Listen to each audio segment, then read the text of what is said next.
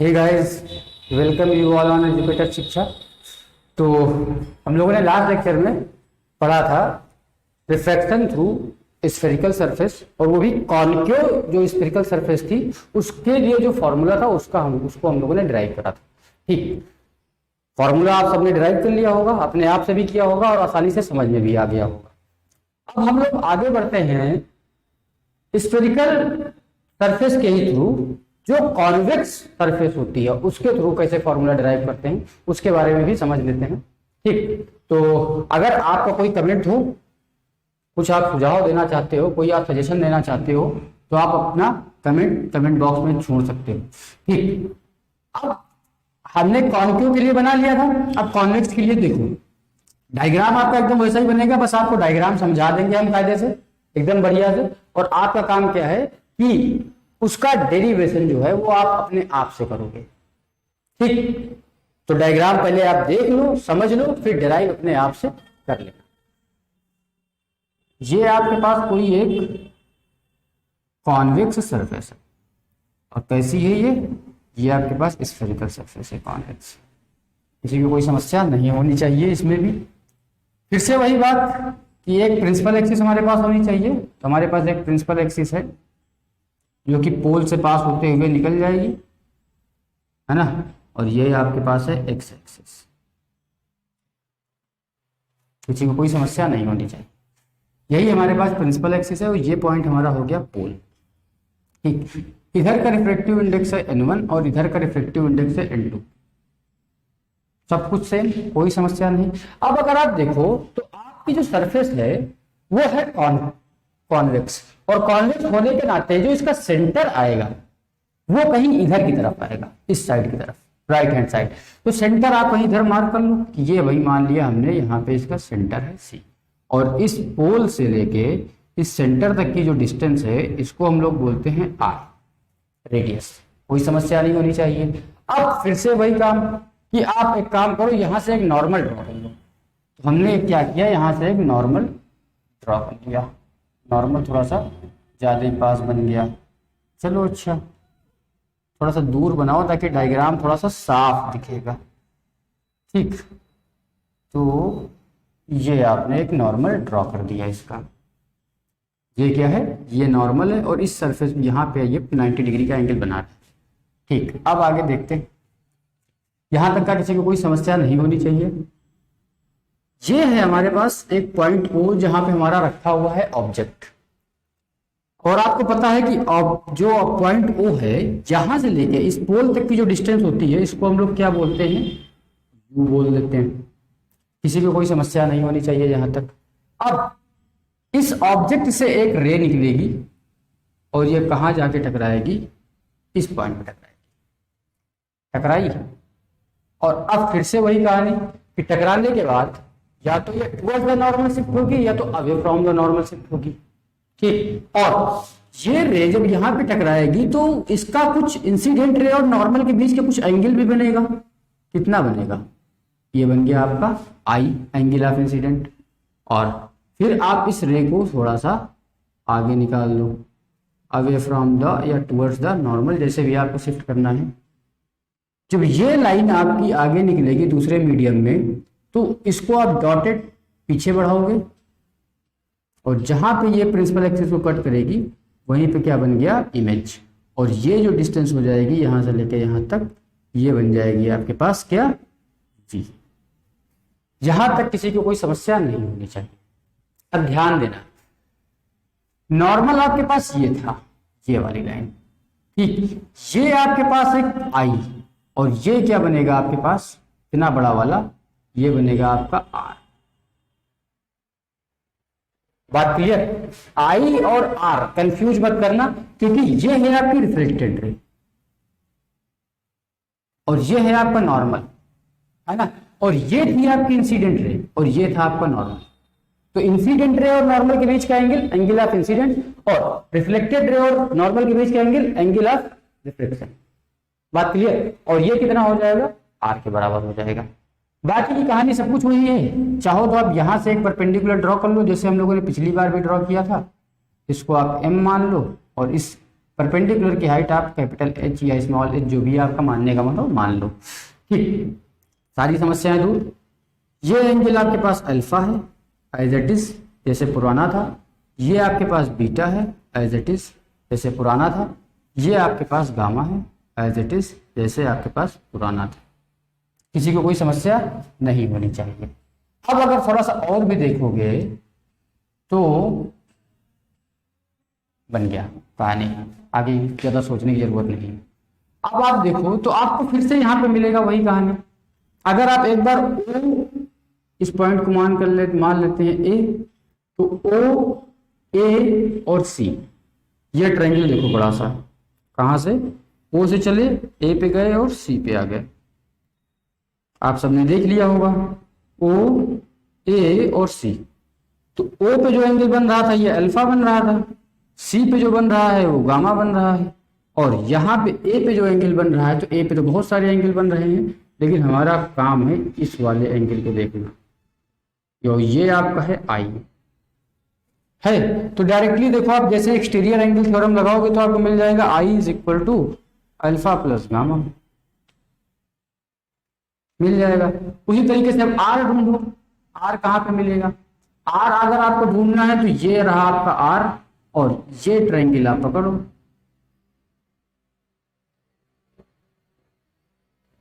पकड़ोगे है ना, या फिर कोई दूसरा तरीका सोच सकते हो, दूसरा सोच लो, जैसा भी आपको सोचना है सोचो। और इस डायग्राम को बनाना आपने सीख लिया है, अब इसका डेरिवेशन आपको अपने आप से करना है। फिर थोड़ा सा दिमाग लगाना है। एंगल जो है आपके एक्सटीरियर एंगल एक मैंने बता ही दिया है, दूसरा आपको अपने आप से ढूंढ के लाना है। फिर वही काम करोगे, आई और आर की वैल्यू निकाल लोगे, है ना। आई आर की वैल्यू निकालने के बाद आप लिखोगे जो अल्फा बीटा गामा है ये बहुत ही छोटे हैं, और आई आर भी आपके बहुत ही छोटे एंगल हैं, तो उस कंडीशन में साइन थीटा जो है वो थीटा के बराबर हो जाएगा। ठीक, तो आई आर में आप अल्फा और बीटा के टर्म में, अल्फा बीटा और गामा के टर्म में वैल्यू रिप्लेस करोगे, फिर साइन को आप रिप्लेस करोगे, है ना। तो इसके बाद अल्फा और बीटा और गामा वाले टर्म्स एक साइड कर लोगे, अल्फा बीटा के एक साइड और गामा वाले एक साइड, है ना। उसके बाद आप tan ले लोगे, tan लेने के बाद आप ट्रायंगल ढूंढ लेना, h upon distance, h upon distance, h upon distance, है ना, और साइन के साथ रखना, और साइन के साथ रख दोगे तो बस अगली ही स्टेप में h कट जाएगा और आपका फॉर्मूला जो है वो डिराइव होके आ जाएगा। अब बात करते हैं हम लोग उस फॉर्मूले पे जो डिराइव करके आया था। तो फॉर्मूला क्या आया था? फॉर्मूला आया था हमारा n1 माइनस n2 अपॉन में r is equal to n1 upon में u माइनस n2 अपॉन में v। ये फॉर्मूला हमने निकाला। अब अगर आप देखो इस पूरे फॉर्मूले में माइनस से अगर आप मल्टीप्लाई कर दो माइनस से, तो ये कुछ इस तरीके से बन जाएगा n2 माइनस n1 अपॉन में r, और यहां से n2 अपॉन में v माइनस का n1 अपॉन में u, ये बन जाएगा कुछ। और आपकी बुक में ये वाला भी शायद दिया हो और ये वाला भी शायद दिया हो, तो दोनों एक दूसरे से बने हैं। दूसरी बात, अगर मान लो कि n1 और n2 क्या क्या है, n1 है आपका पहले मीडियम का रिफ्लेक्टिव इंडेक्स और n2 है आपका दूसरे मीडियम का रिफ्लेक्टिव इंडेक्स। अगर आपको किसी एक मीडियम का रिफ्लेक्टिव इंडेक्स किसी दूसरे मीडियम के रिस्पेक्ट में पता हो तो आप क्या करोगे?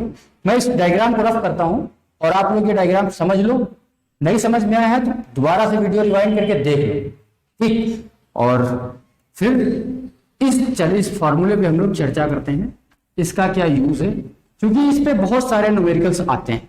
ये आपका एक फेवरेट टॉपिक है, चाहे जेई का एग्जाम हो, चाहे नीट का एग्जाम हो, चाहे आपका 12th का बोर्ड एग्जाम हो, बात समझे। तो एग्जामिनर का फेवरेट टॉपिक है, तो यहां से क्वेश्चन में उठा लेता है। अब देखते हैं ये जो फॉर्मूला हमने निकाला n2 माइनस n1 अपॉन में r is equal to n2 upon में v माइनस n1 अपॉन में u, ठीक। ये फॉर्मूला, इसको आप देखो डब्बे में बंद करो, बढ़िया बेहतरीन, कि बड़ी मेहनत करी है यहां तक पहुंचने में, ठीक। अगर आपके पास जो N2 हो और जो N1 हो ये पता हो, यानी कि ये क्या हो गया, refractive index of medium 2 with respect to medium 1, medium 2 का refractive index with respect to medium 1, और इसको हम n से डिनोट कर लें, और आप इस पूरे इक्वेशन को n से डिवाइड कर दोगे। जैसे ही n से डिवाइड करोगे या आप N2 की जगह ये वैल्यू रिप्लेस कर दोगे, है ना, तो आपका एक नया फॉर्मूला बन जाएगा। क्या बन जाएगा, n माइनस में 1 अपॉन में r is equal to n upon v minus 1 upon u। कहां से आया इसको भी समझ लो। आपने इस पूरे इक्वेशन से बोथ साइड से n1 कॉमन ले लिया या n1 से डिवाइड मार दिया, n1 से आपने डिवाइड मार दिया। जैसे ही आप डिवाइड मारोगे तो देखो रिप्लेस हो जाएगा ना, ये बन जाएगा n2 upon n1 minus 1 upon r, यहां से आ जाएगा n2 upon n1 upon v, यहां से आ जाएगा n1 अपॉन n1 u। तो ये बन गया 1, ये बन गया आपका n और ये बन गया आपका n। तो ये जो n है ये क्या है, रिफ्रैक्टिव इंडेक्स किसका, of medium 2 with respect to medium 1, m for medium, mirror नहीं। बात क्लियर। तो ये बात आपको पता होनी चाहिए थी। इस पे ये जो फॉर्मूला है, एक तो ये हो गया, एक ये हो गया, ठीक। इन्हीं तो फॉर्मूले को मैनिपुलेट करवा के आपसे बहुत सारे क्वेश्चन पूछे गए हैं। अगर आप अपनी बुक उठा के देखोगे, जो भी टेक्स्ट बुक आप फॉलो कर रहे हो, तो वहां पे इसके बहुत सारे क्वेश्चन, बहुत सारे न्यूमेरिकल्स आपको मिल जाएंगे, है ना। तो आपको ध्यान क्या रखना है, आपको ध्यान रखना है कि ये जो न्यूमेरिकल्स हैं जो कि आपने करने हैं, वो आपसे पहले अपने आप से ट्राई करना है। फंस गया था यार ये माइक पैर में, तो ठीक।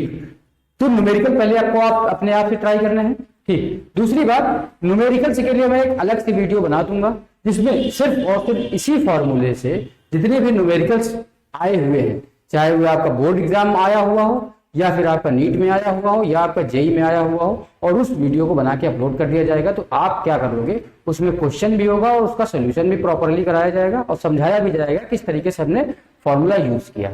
तो आप इसके बाद उसको देख लोगे तो आपका ये पूरा का पूरा टॉपिक एकदम 100% कवर हो जाएगा। बात क्लियर। तो अब हम आगे बढ़ते हैं यहां तक पहुंचने के बाद। तो होप कि आप सबको समझ में आ गया होगा यहां तक, है ना। किसी को कोई समस्या हो तो हमसे जरूर शेयर करेगा। अगर किसी को भी कोई प्रॉब्लम होती है तो सबसे पहला कर्तव्य आपका बनता है कि आप शेयर कीजिए। अगर शेयर करोगे तो उसका सॉल्यूशन मिल सकता है, अगर आप शेयर नहीं करोगे तो उसका सॉल्यूशन बिल्कुल नहीं मिल पाएगा। ठीक, अब बात करते हैं ये जो हमारे पास स्फेरिकल सरफेस थी। अभी तक हमने क्या करा कि एक स्फीयर लिया ग्लास का, इसको कट करा, उठा के बाहर पटक दिया और ये बन गई हमारी स्फेरिकल सरफेस। इसी तरीके से आप इस ग्लास को उठाओ, आपने इस मिरर को इधर से भी कट करा था, आप इतना कट इधर भी मार लो, है ना, और इस वाले को भी उठा लो जो आपकी ये वाली सरफेस है, और ये आपकी सरफेस 1 हो गई और ये बन गई सरफेस 2। अब इस 1 और 2 को साथ लेके आओ। जैसे आप 1 और 2 को साथ लेके आओगे, पास पास रखोगे, देखो कुछ नई चीज मिल गई आपको। ये जो नई चीज है इसी को हम लोग क्या बोलते हैं, लेंस।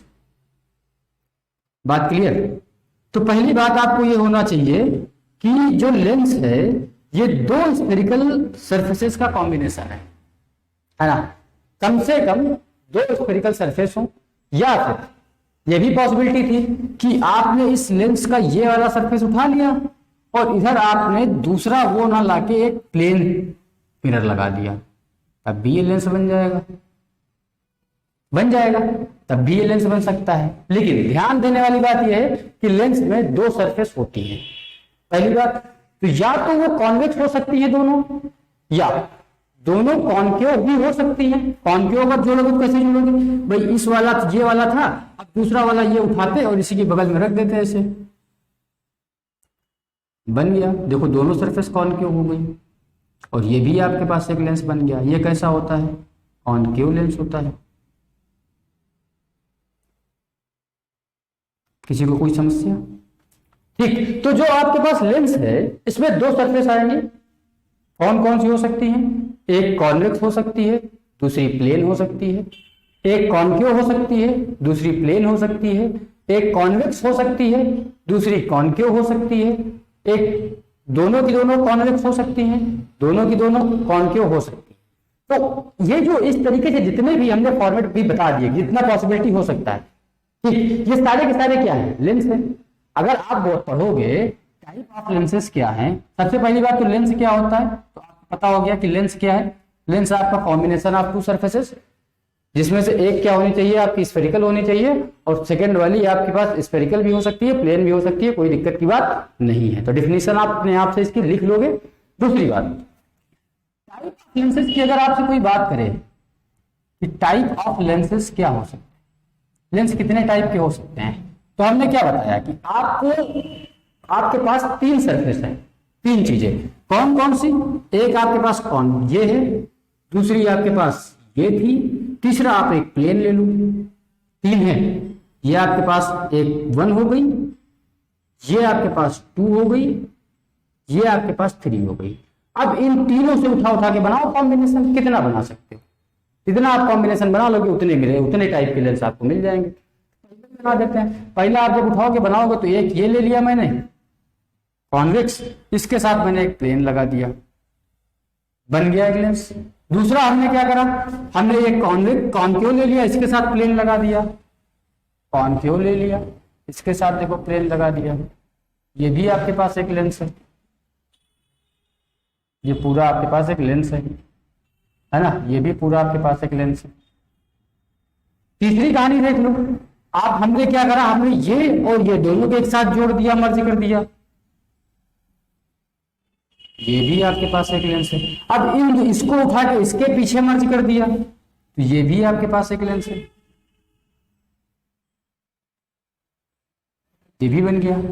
इसके अलावा एक आपने ये लगाया, ठीक, दूसरा आपने क्या करा, दूसरा आप इसी के साथ एक और लगा दे रहे हो, बट ये भी कैसा, कॉन्केव, कुछ इस टाइप से। थोड़ा प्रॉपर डायग्राम बन नहीं पाया, तो इसको आप कुछ ऐसे समझ लो कि एक आपके पास ये सरफेस थी, आपने दूसरा जो लगाया इसके साथ उसको भी ऐसा ही लगा दिया, तो ये भी आपका एक लेंस बनेगा, है ना। इसी तरीके से आप जितना चाहो उतना वैरायटी बनाओ, जब तक आपके हाथ ना थके। ऐसा भी बना सकते हो आप, ये आपके पास एक था, यहां से ले जाओ और फिर से ऐसा ही ले आओ, ये भी आपके पास एक लेंस है। कितने टाइप हो गए भाई, पहला बन गया, दूसरा बन गया, तीसरा बन गया, चौथा बन गया, पांचवा बन गया, छठा बन गया, सातवां बन गया, 50 बना लो, वो आपकी मर्जी। मुद्दे की बात पे आते हैं। पहली बात कि ये जो लेंस है इसको हम लोग क्या बोलते हैं, कॉन्वेक्स लेंस। इसकी दोनों की दोनों सरफेस देखो कॉन्वेक्स होंगी। दूसरी बात कि ये लेंस जो बीच में होगा, अगर आप इसके मिडिल में देखोगे तो वो मोटा होगा, बीच में इसकी थिकनेस होगी, कुछ मोटाई होगी, ठीक। दूसरा जो लेंस हमारे सबसे ज्यादा काम का है वो है ये लेंस, जिसको बोलते हैं कॉन्केव लेंस। इसको जब आप देखोगे तो ये क्या होगा कि ये कॉर्नर्स पे मोटा होगा, कॉर्नर पे इसका ये मोटा होगा और बीच में क्या होगा, पतला होगा, यानी थिन होगा, ठीक। और ये देखो कॉर्नर्स पे थिन होगा, पतला होगा, और बीच में क्या होगा, मोटा होगा। ये बात क्लियर हो गई। दूसरी बात कि ये इसको जब आप देखोगे तो इसकी जो दोनों की दोनों सरफेस होंगी, इधर वाले भी दूसरी वाली भी, ये अंदर की तरफ घुसी हुई होंगी, है ना। इसलिए इसको हम लोग क्या बोलते हैं, कॉन्केव लेंस, कॉन्केव लेंस। और ये आपका हो गया कॉन्वेक्स लेंस।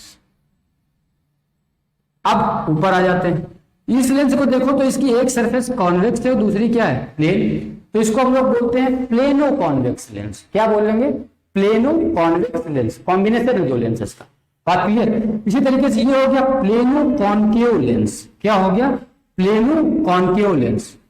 अब इसमें देखो तो इसमें आपके पास ये सरफेस तो कैसी है, कॉन्वेक्स, और ये कैसी है, कॉनकेव। तो इसको क्या बोलेंगे, इसको बोलेंगे कॉनकेवो कॉन्वेक्स।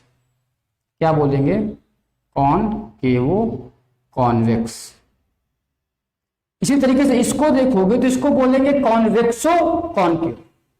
बात क्लियर। तो जितना भी आप चाहो उतना भी बना सकते हो, लिख सकते हो, पढ़ सकते हो, इसमें कोई समस्या की बात नहीं है। तो पहली बात आपको लेंस के बारे में पता होना चाहिए था। दूसरी बात कि आगे बढ़ने से पहले थोड़ा सा हम साइन कन्वेंशन के बारे में भी देख लेते हैं, क्योंकि न्यूमेरिकल्स में क्या होगा, अगर आप डेटा को विद साइन नहीं रखोगे तो 100% क्वेश्चन आपका गलत हो जाएगा, कैलकुलेशन मिस्टेक हो जाएगी। तो हेडिंग डाल लो आप लोग साइन कन्वेंशन, है ना, और साइन कन्वेंशन आपको प्रॉपरली सीख लेना है। बुक में अगर आप उठा के पढ़ोगे तो बुक में क्या बता दिया गया है, उन्होंने एक कहानी जो अच्छी सी दे दी गई होगी और बता दिया है कि ये आपकी एक्स एक्सिस हो गई और ये आपकी वाई एक्सिस हो गई, ठीक। और अगर मान लो यहाँ पे आपके पास कोई एक लेंस या मिरर रखा हुआ है, वेरी गुड, है ना, ये इसका पोल हो गया, थोड़ा सा अच्छा बनाए इसको, ओरिजिन पोल इसका ओरिजिन पे बनाना ये। अरे यार डायग्राम तो ऐसा हो जाता है कि बनने का नाम ही नहीं लेता। चलो दोबारा देख लो, प्रभु ने यही तो ज्ञान दिया नहीं, एक बार में डायग्राम ना बनना। ये हो गया, ठीक, ये हो गई कहानी। और जो आपके पास स्फेरिकल सरफेस थी उसका पहले डायग्राम अब वो देख लेते हैं। जो साइन कन्वेंशन है थ्रू स्फेरिकल सरफेस क्या होता है, जो स्फेरिकल सरफेस का होगा वही लेंस का भी होगा, तो लिख लेना साइन कन्वेंशन। साइन कन्वेंशन क्या होता है, ये आपके पास एक स्फेरिकल सरफेस है, डायग्राम अभी भी नहीं बना, अच्छा जिंदगी नरक है। ये बन गया, अब देखो बन गया बढ़िया। ये आपके एक्स एक्सिस हो गई, है ना, और ये आपकी बन गई वाई एक्सिस।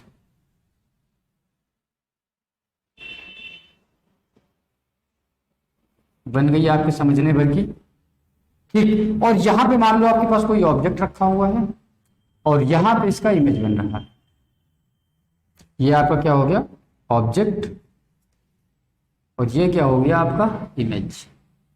अब ध्यान देने वाली बात यह है कि ऑब्जेक्ट, पहली बात तो जो ऊपर का साइन होगा, जितनी भी ऑब्जेक्ट, जैसे आपको हाइट पता है ये कैसी है, एक वाई एक्सिस में, है ना, हाइट ऑफ ऑब्जेक्ट अगर आप देखोगे तो वाई एक्सिस में किस डायरेक्शन में क्या है, पॉजिटिव डायरेक्शन में, पॉजिटिव वाई में। तो जब भी हम लोग एच लेंगे, है ना, तो एच अगर हाइट अगर इस प्रिंसिपल एक्सिस के ऊपर है तो पॉजिटिव लेंगे और प्रिंसिपल एक्सिस से नीचे है तो निगेटिव लेंगे, ठीक। तो इस पॉइंट को भी लिख लेना कि एच जो होगा अगर एबव द प्रिंसिपल एक्सिस है, above the principal axis, then क्या होगा, पॉजिटिव होगा, और अगर बिलो द प्रिंसिपल एक्सिस है